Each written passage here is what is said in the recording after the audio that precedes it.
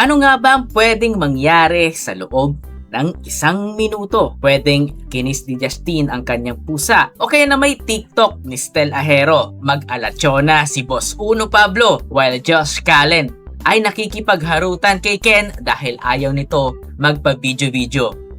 Paano kung sabihin ko sa'yo na ang isang minuto ay pwedeng magpalungkot ng buhay mo? Ganyan ang naramdaman ng mga taong sinilip ang website kung saan pwedeng mag-avail ng ticket para sa Grammy dahil andon ang SB19. Ngunit sa pagkisap ng kanilang mata, dali-dali itong na-sold out. Sino ba naman ang mag-aakala na ang P-Pop Kings ay sasakupin na rin ang isa sa pinaka-prestihiyosong entablado sa buong mundo? The long wait is finally over. Opisyal nang inanunsyo ng Grammy Museum na ang ating nag-iisang SB19 ay magpe-perform sa Global Spin Live ngayong darating na July 28, 2026. Yes, you heard that right. Kasabay ng kanilang naglalakihang global milestone kagaya ng Lollapalooza, Summer Sonic, plus ang kanilang bagong contract sa United Talent Agency. Heto, at hahakbang sila sa bakuran ng Recording Academy. Pero alam nyo ba, hindi ito ang unang pagkakataon na may kumatawan sa ating bandila sa global platform na ito. Dahil bago naging isang buong grupo ang SB19 na makakatungtong doon, may dalawang miyembro na ang naunang nagbukas ng pinto. So let's look back to where it all started.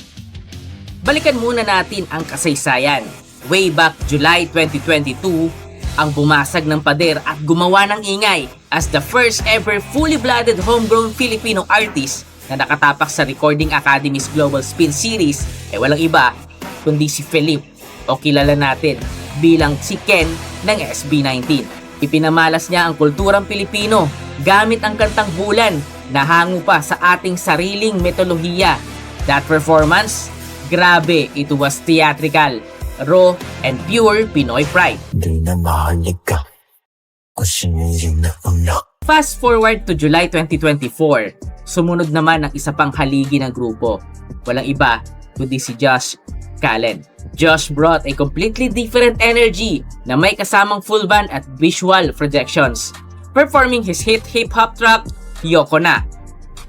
Isipin mo yon, dalawang miyembro ang naunang sumubok bilang soloist at ngayong 2026, ang buong lima na, sina Pablo, Stel, Ken, Josh at Justin ang magpapakita ng bagsik ng modernong P-pop sa mundo. At kapag sinabi nating handa na ang buong grupo, handang-handa na rin syempre ang fandom. Dito na patunayan ang tinatawag na fandom power ng 18. Imagine this, wala pang opisyal na anunsyo ang management o ang SB19 sa kanilang social media pages na kasama sila sa event na ito. Ni wala pang ang ingay eh. Pero nung na-discover ng fans ang link sa website ng Grammy Museum, pinatunayan ng 18 kung gaano sila kabilis kumilos.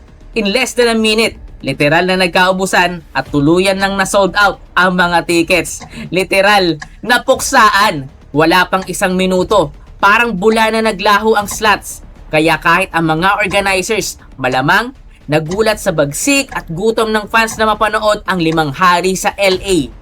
Iba talaga magmahal ang Pinoy. Iba talaga magmahal ang 18. Pero ang tagumpay na ito ay hindi lang tsamba o bigla ang swerte. Matagal na itong dahan-dahang binubuo ng SB19 gamit ang kanilang dugot pawis. Matatandaan natin, noong 66 Grammy Awards, gumawa ng kasaysayan ang Katanggento. Matapos itong maging approved entry for review sa ilalim ng Best Pop Duo or Group Performance category. Kahit na ito ay nasa eligibility at consideration phase pa lamang noon at hindi pa mismong opisyal na nominasyon, napakalaking bagay na nito. Bakit?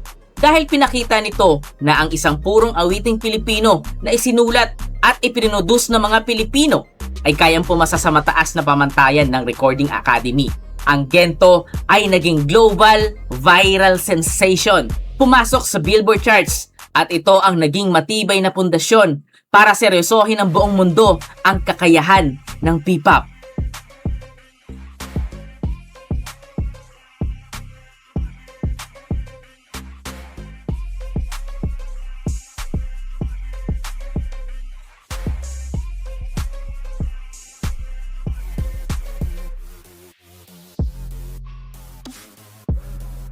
At ngayon, mas lalong nagiging kapanapanabik ang kinabukasan.